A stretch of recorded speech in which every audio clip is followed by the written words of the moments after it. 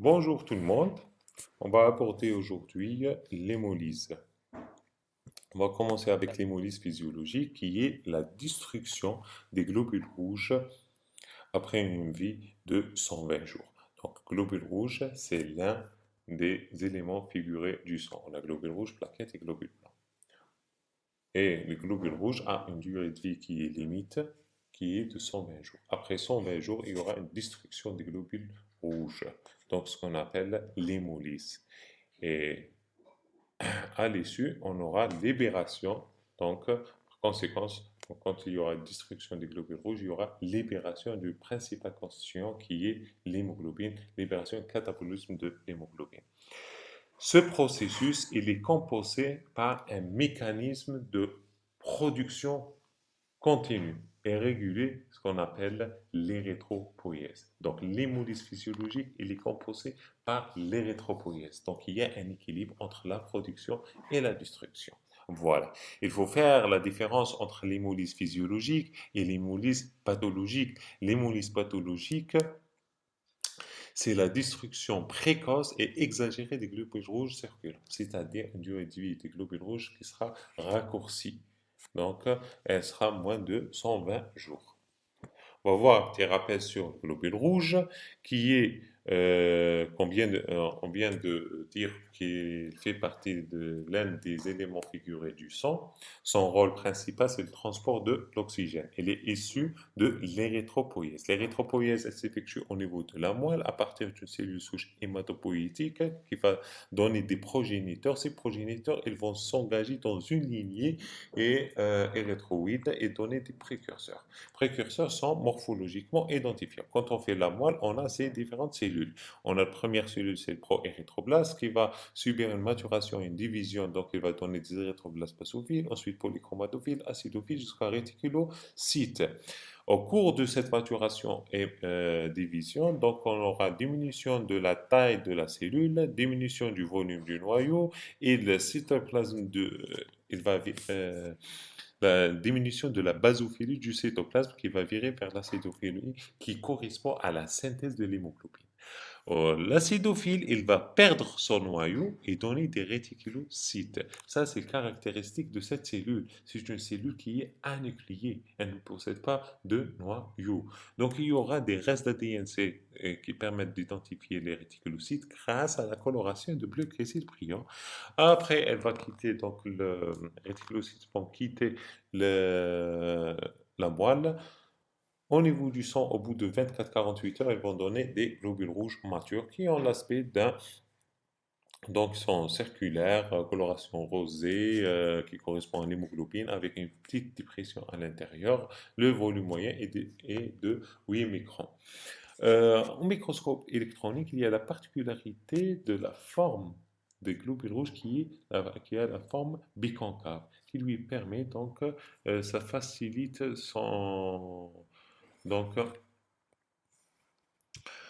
son passage dans les petits vaisseaux. Voilà, elle a une capacité de déformabilité très importante. Donc, le globule rouge est constitué de trois éléments.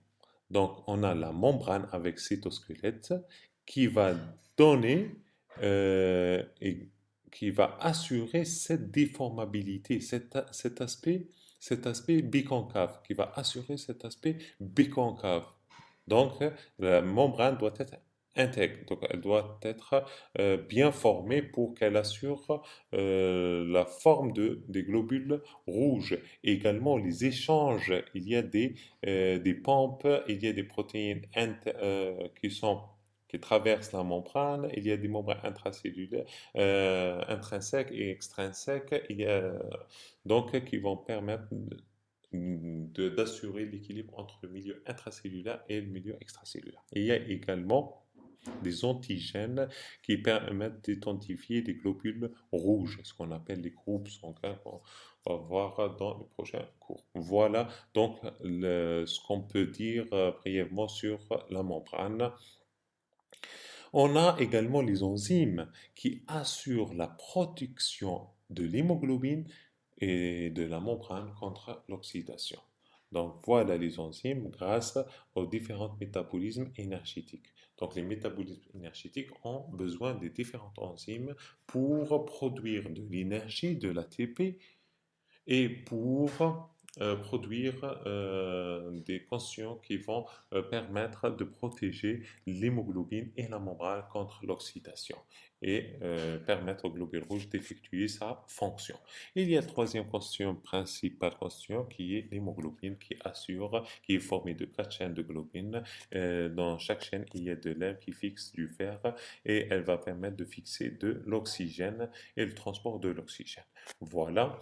Pour la durée de vie des globules rouges ou bien l'hémolyse physiologique, il est calculé grâce aux méthodes isotopiques. Donc, on marque le globule rouge, ensuite on va suivre le destin de ces globules rouges. On a remarqué que la demi-vie des globules rouges, elle est de 30 jours et la durée de vie, ça c'est la durée de vie moyenne, la demi-vie moyenne, et ça c'est la durée de vie moyenne des globules rouges qui est de 120 jours. Voilà pour la durée de vie. Après 120 jours, il y aura ce qu'on appelle le vieillissement des globules rouges qui correspond à la diminution progressive de l'activité des enzymes. Donc, puisque les enzymes assurent la protection contre l'oxydation et de la membrane et de l'hémoglobine, donc il y aura de l'hémoglobine qui va être oxydée. L'oxydation est réversible. Donc la formation de corps de 1 qui sont facilement phagocytés par les macrophages. Donc quand il y aura une destruction, donc les enzymes, il n'y aura pas de l'ATP, donc il n'y a pas d'enzyme, il n'y a pas d'ATP, il n'y a pas d'éléments antioxydants, donc il y aura pas de protection ni de la membrane, ni de l'hémoglobine. Donc, la membrane ne va pas exercer sa fonction qui est l'équilibre entre le milieu intracellulaire et extracellulaire. Du coup, il y aura une augmentation du sodium, diminution du potassium intracellulaire, augmentation du calcium. Il y aura une baisse du volume globulaire. Il y aura formation d'hémoglobine, donc l'hémoglobine oxydée, et qui va aboutir au gonflement de la cellule. Ensuite, cette cellule, elle n'est plus fonctionnelle, elle n'est plus de bonne qualité, elle sera détruite, ce qu'on appelle l'hémolyse.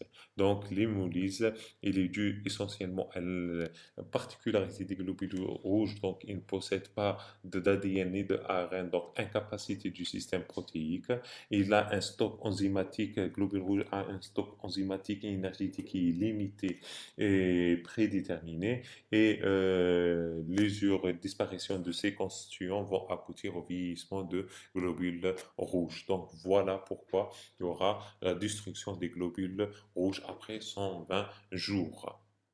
Donc, et elle se fait essentiellement au niveau intracellulaire, donc 85%. Il y a 15% qui est au niveau vasculaire.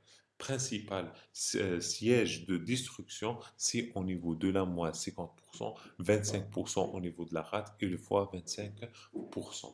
Le devenir des constituants le devenir des constituants des globules rouges. Donc il y aura la membrane qui sera détruite, c'est bon.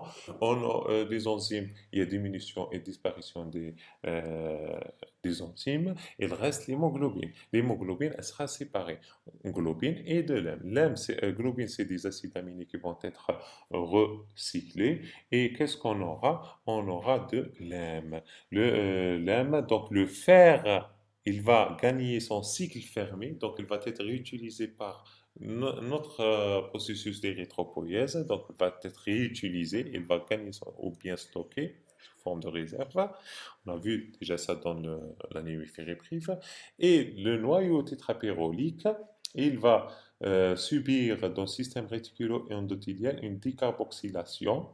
Donc, il va donner de la biliverdine. Donc, le noyau tétrapyrolique, parce qu'on a dit l'hémoglobine, elle est formée de l'hème et de globine. Globine, c'est des acides aminés, et l'hème, elle est formée noyau tétrapyrolique et le fer. Voilà. Donc, le noyau tétrapyrolique avec décarboxylation, il y aura la formation de la biliverdine. Biliverdine, elle va être transformée en bilirubine libre. Cette bilirubine, elle est liposoluble. Donc, elle va subir une glucuroconjugaison au niveau du foie. grâce à l'enzyme qui est glucuronyltransférase. Donc, on aura de la bilirubine qui est hydrosoluble. Cette bilirubine hydrosoluble, elle va être libérée par la bile dans l'intestin. Donc, il va être transformé en stercobilinogène. Donc voilà, elle va être bien sûr dans l'intestin, elle va subir une transformation d'abord en neurobilinogène, soit elle va passer dans l'intestin, elle va subir une autre transformation qui est stercobilinogène et être libérée avec les matières fécales, ce qui va donner la couleur des matières fécales, ou bien elle va gagner elle va passer par le cycle entérohépatique, donc elle va être réabsorbée et transformée en neurobiline qui va être éliminée par le rein. Donc ça, c'est le circuit. Ce qu'il faut retenir, que l'hémoglobine, elle va être scindée. Les globines acides aminés qui vont être réutilisés et libérés dans la circulation sanguine. Le fer, elle va regagner son cycle fermé. Et l'hème, elle va, noyau tétrapyrolique, elle va être transformée en biliverdine, ensuite en bilirubine libre, ensuite en bilirubine, en bilirubine indirecte, qui va subir une glycoroconjugaison au niveau du foie, qui va donner bilirubine conjuguée, qui va être libérée dans la bile, qui va être transformée en neurobilinogène. Elle doit soit passer dans le cycle entérohépatique, elle va être réabsorbée, ensuite peut-être libérée par le rein sous forme d'eurobiline, soit elle va être transformée en stercobilinogène et elle va être libérée dans les matières fécales, elle va donner la couleur des matières fécales. Donc, c'est ça le circuit de l'hémoglobine et le catabolisme de l'hémoglobine. Donc, ça, c'est un autre schéma qui explique tout ce qu'on vient de dire. Il y a plusieurs schémas qui sont disponibles dans le net. Vous pouvez consulter ça. Ensuite, on a ce qu'on appelle, ça, c'est l'hémolyse physiologique. Et ce mécanisme, ce processus, il est compensé par l'érythropoïèse. Il y a l'hyperhémolyse, c'est la diminution et le raccourcissement de la durée de vie des globules rouges. Donc, globules rouges inférieurs à 120 jours.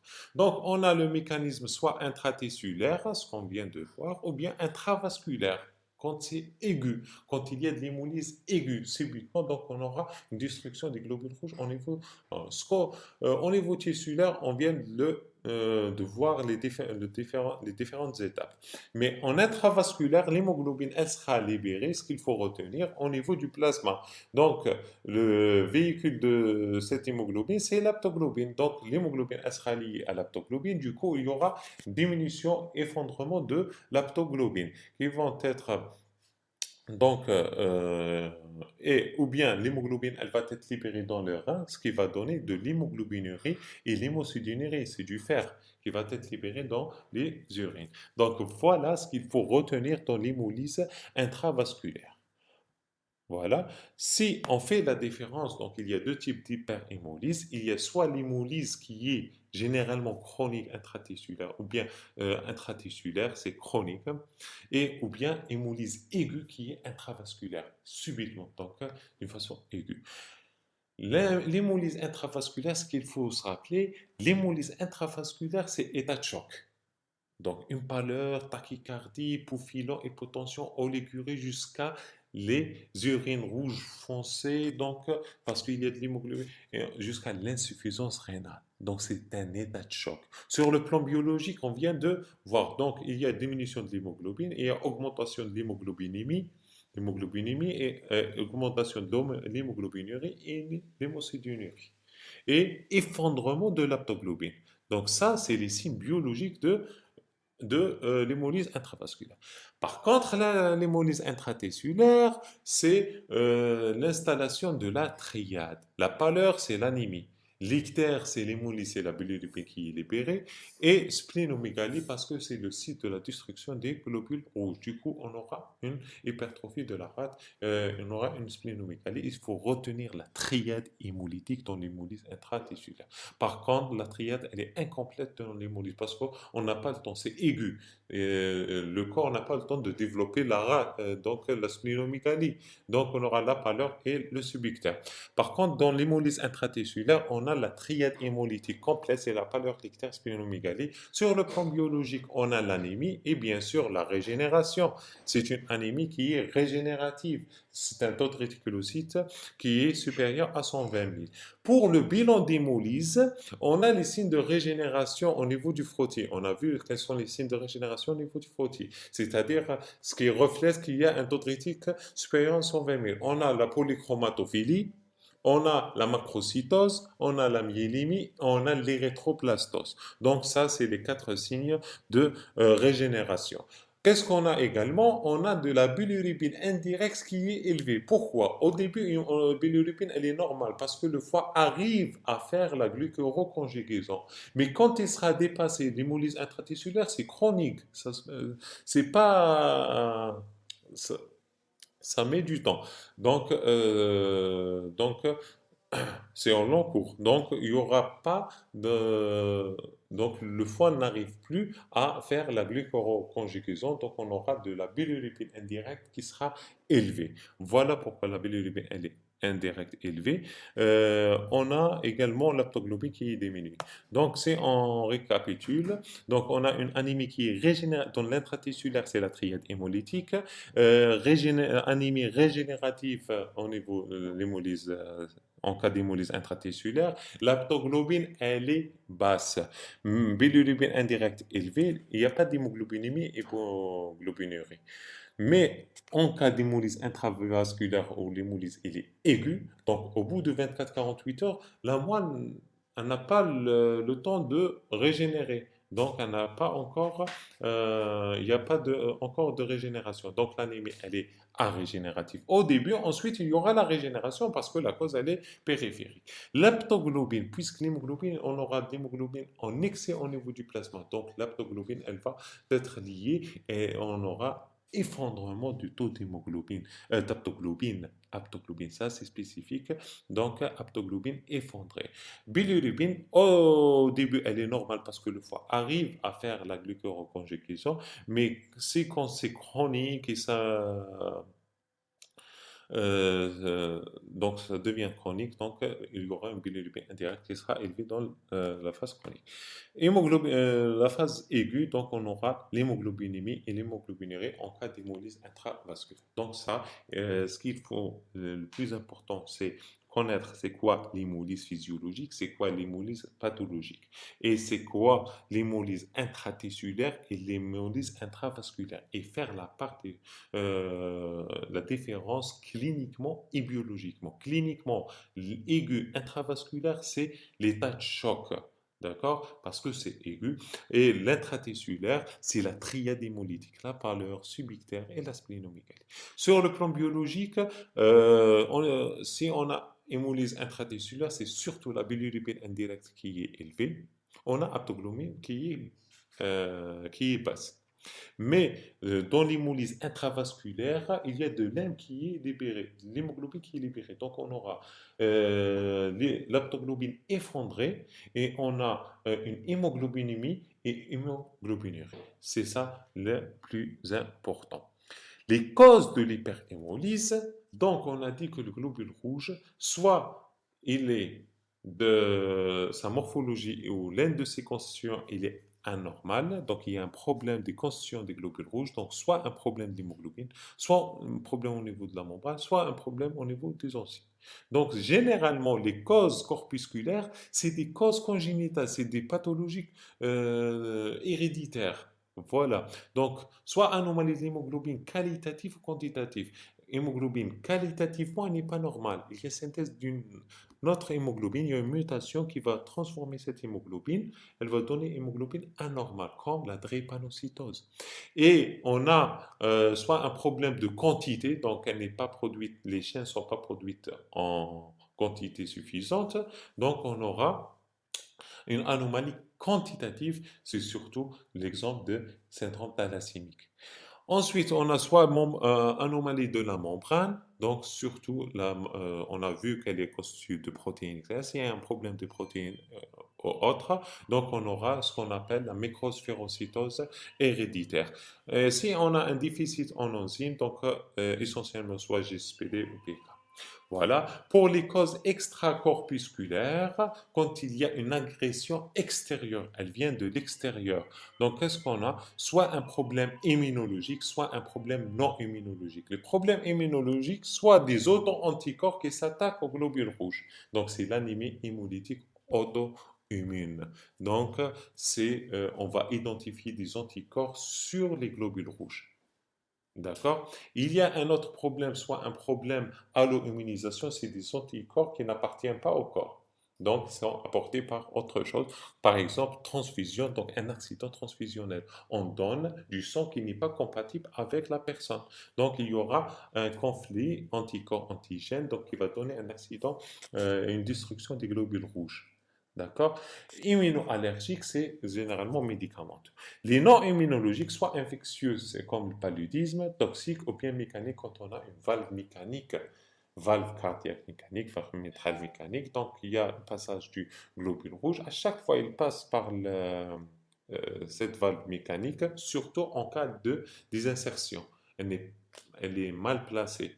Donc il y aura une destruction des globules rouges. Donc voilà les deux chapitres, donc et les deux volets des causes de l'hyperémolyse, soit les causes corpusculaires, un problème au niveau du globule rouge, soit une agression extérieure extracorpusculaire, extrinsèque.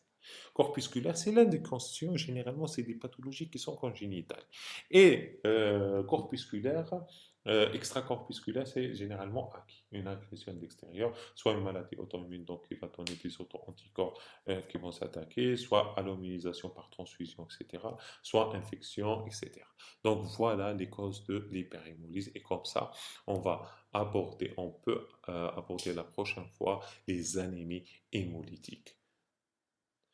Ben, j'espère que ça a été clair. Bon courage et merci pour votre attention. À la prochaine séance.